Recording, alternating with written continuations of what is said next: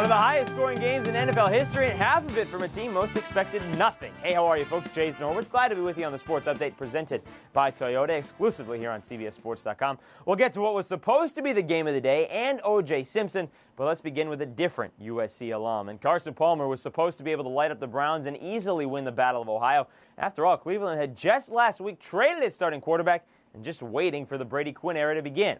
Well, Palmer, he did his part, 6 touchdown passes. Problem is, his defense is worse than his offense is good. Cleveland, after scoring just 7 against Pittsburgh, comes out and puts 51 on the board against Cincinnati and a 6-point victory. Derek Anderson starting in Week 2, throwing for 328 and 5 scores. Jamal Lewis, 215 on the ground and a touchdown. That to go along with a pair of 100-yard receivers in Edwards and Winslow. First time in Browns history with a 300-yard passer, 200-yard rusher, and 2 100-yard receivers. Take a look at the head-to-head comparison. A combined 96 points between the two teams. 8th highest scoring game in NFL history. More history in the making. Just the 3rd time the two quarterbacks have each thrown at least 5 touchdowns in one game. Said Braylon Edwards afterwards, "First time I'm actually excited to go home and watch our highlights." That won't be the case for the Chargers. Not only would they not want to see the start, they also had to endure a cross-country flight before being put through the ringer again and watching the video. 38-14, the loss in New England. Bill Belichick and the Pats answering any questions people had as far as the team being able to put Spygate in the rearview mirror. Got out to a 24-0 lead at the half. Chargers were never in it. Tom Brady, another 3 touchdowns, and the leader of the team answering his questions, trying to answer every question about its integrity. If we were to listen to everything that everybody said and respond, there's just too many battles to fight. You know, there's only one battle that I care about, and that's playing football and performing well. And we can control that. And you just can't go out and respond to everything that everybody says about you. There's not enough hours in the day.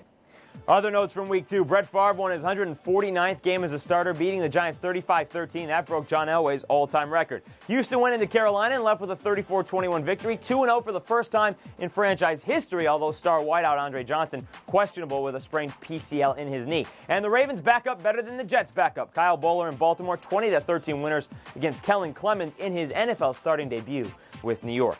Meanwhile, tonight, the home opener for the Eagles against Washington. Philly fans hoping for a better output from Donovan McNabb than in his return last week at Green Bay. History on his side, though, 9-3 all-time against the Redskins. For a full preview, check out the video here on CBSSports.com. Also hear from Tiger Woods about being the best golfer in the world. That's a shocker. Tiger won the final event of the PGA Tour chase for the FedEx Cup and blew away the competition. Woods shot a 23 under, 257, 8 shots ahead of any of his competitors. Said Zach Johnson, quote, "The man's a freak," close quote. Woods takes home the $10 million retirement annuity. All right, time for the Woods Hits. If you haven't followed this at all weekend, O.J. Simpson being held without bail and has been charged with multiple felony accounts, including burglary and robbery with a deadly weapon. Could face up to 30 years in prison. Read about that, as well as the latest in the baseball chase for October. A couple of divisions still to be won. And believe it or not, hockey has gotten started. Preseason underway. Full coverage of what you can expect from your team right here on CBSSports.com. All right, so that'll do it for the Sports Update presented by Toyota for Monday, September 17th.